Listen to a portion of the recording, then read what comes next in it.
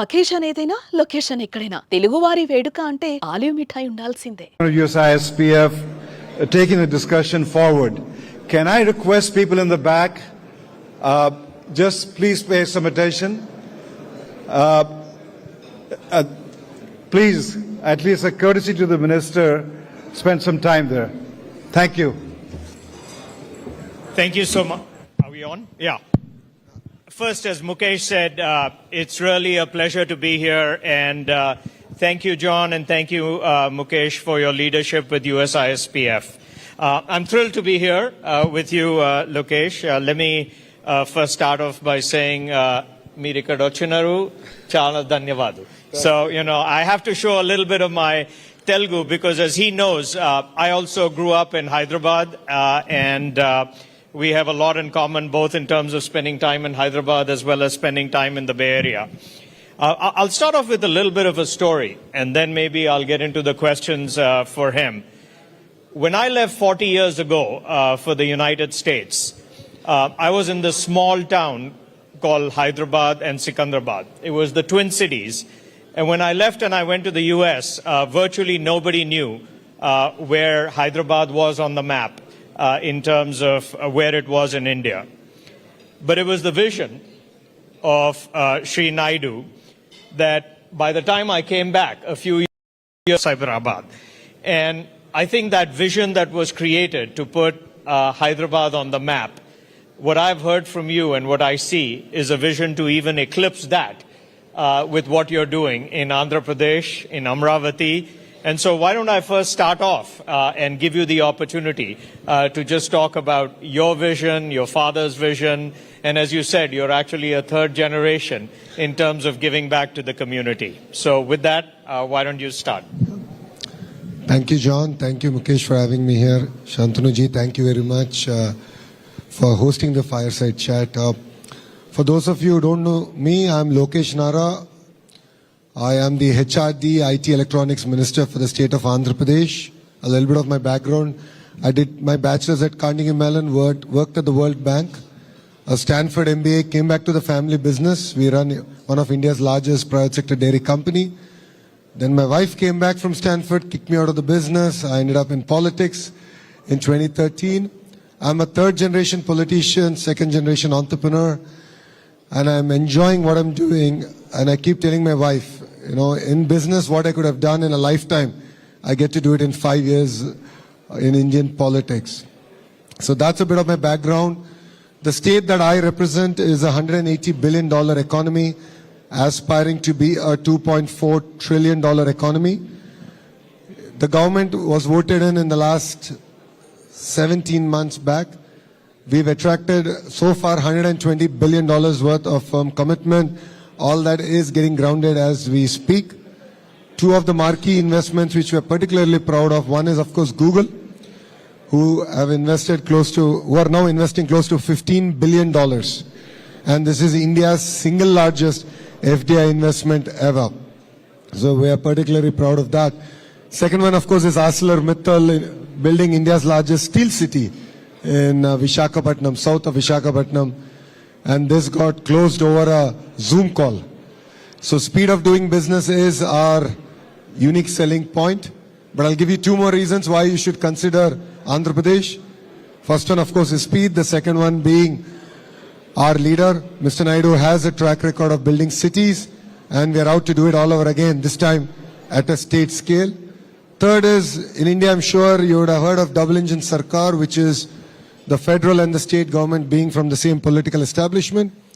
Yes, there are quite a few double-engine Sarkar states, but there's only one double-engine bullet train Sarkar, and that is in the state of Andhra Pradesh, under the leadership of Honorable Prime Minister,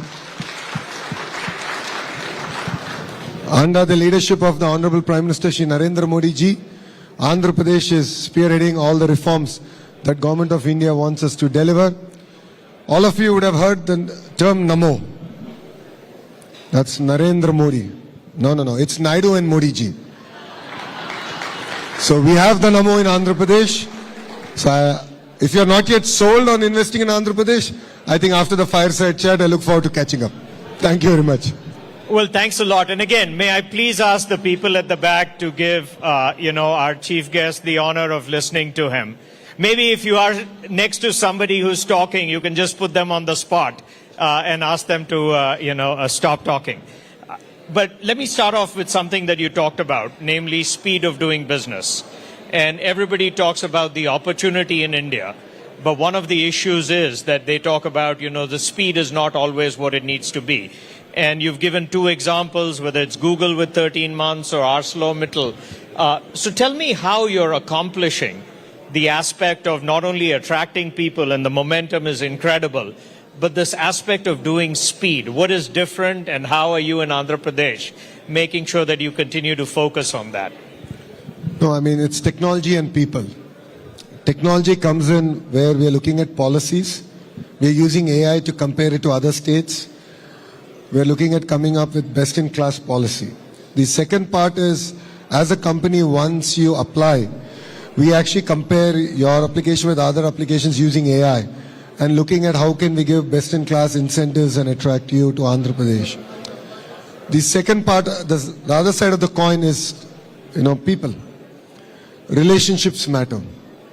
And if you look at Mr. Naidu and his track record for now almost 4.5 decades, he has an amazing Rolodex, and we are just leveraging upon it. And once we shake hands that we are going to invest in Andhra Pradesh, it's no longer your project, it becomes our project. And I'm sure partners here who have already looked at Andhra Pradesh know it. We create a WhatsApp group. I'm sure Meta is happy with me mentioning WhatsApp here. We create a WhatsApp group, and then we are in touch, we follow it through. Anywhere things get stuck, we are very frank and open with each other, and we sort of look at how can we sort of streamline it. And it's a great lesson that as a state we can learn.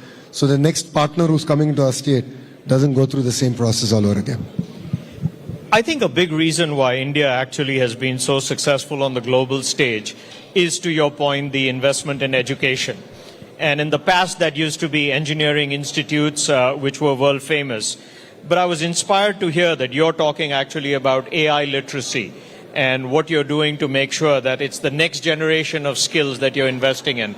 Maybe you can share with people a little bit more about how you're doing this in a field that is so evolving as we speak, namely in AI. No, honestly, all of us are learning. It's clear that AI and then quantum is the next frontier for us. So, as earlier I was telling, we are very focused on the cluster-based approach, where we look at not only bringing in the companies, but the entire ecosystem associated with it. And education plays a very important role. So we're using AI as a tool, of course, to impart education, but we are also working with the industry to revamp curriculum in all our colleges and universities. And I'm working hard, hopefully I'll be able to get it through, is to recreate the ISB model for the AI university. I believe that is going to lead, enable us to lead from the front. And I think you'll be pleasantly surprised that Mr. Naidu has been talking about skill census. While other political parties talk about, caste census, we are talking about skill census. It's easy said than done because we need to skill assess across multiple traits. Mr. Naidu is a great visionary. I mean, all of us can accept that. But then execution falls on people like me. So he said skill census. I said, great. I was so excited. I tried it and I failed the first time.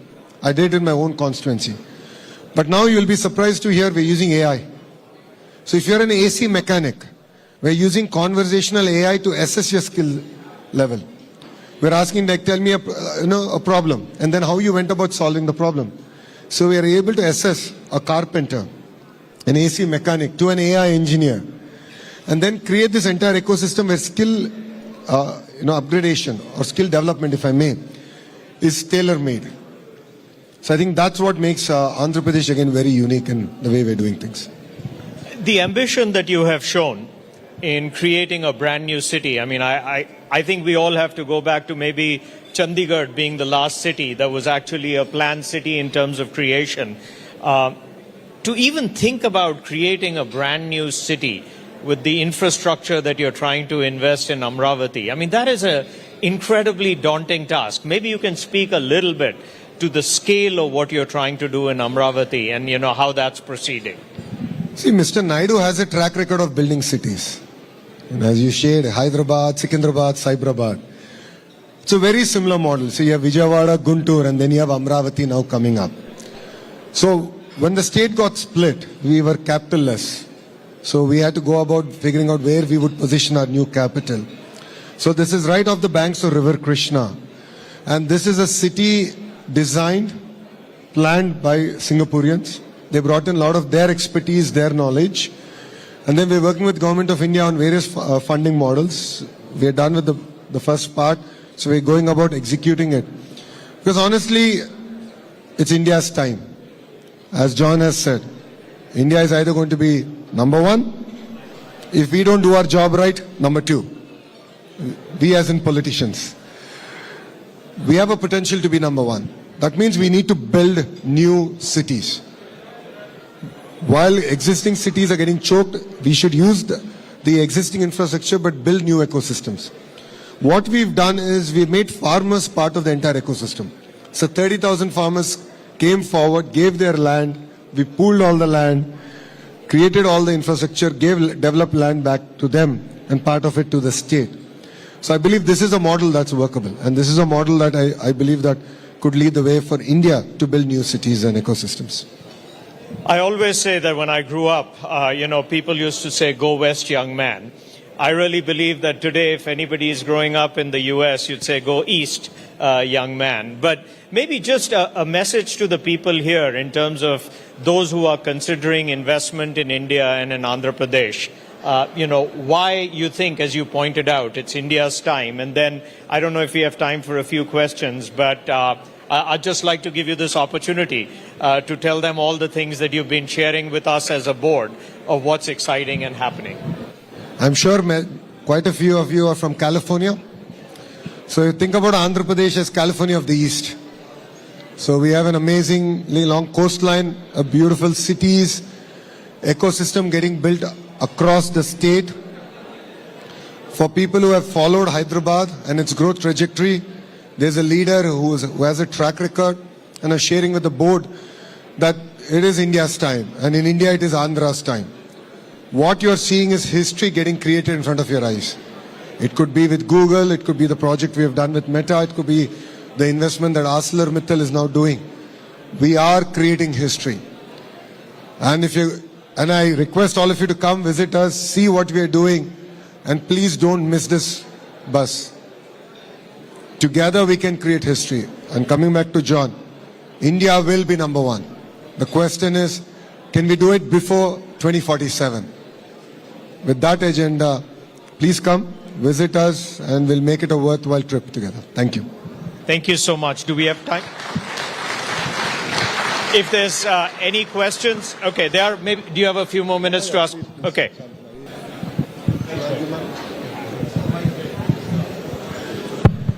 Thank you, sir. Hi, Arundeep here from the Hindu newspaper. I'm just curious. A lot of states in their electronics and semiconductor manufacturing plans are talking about how much the diaspora coming back is helping them in terms of experts who are abroad.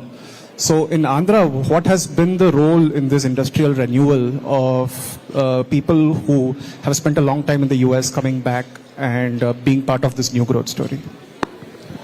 No, that's a very valid question. Brain drain to brain gain, if I may. I think that was your question.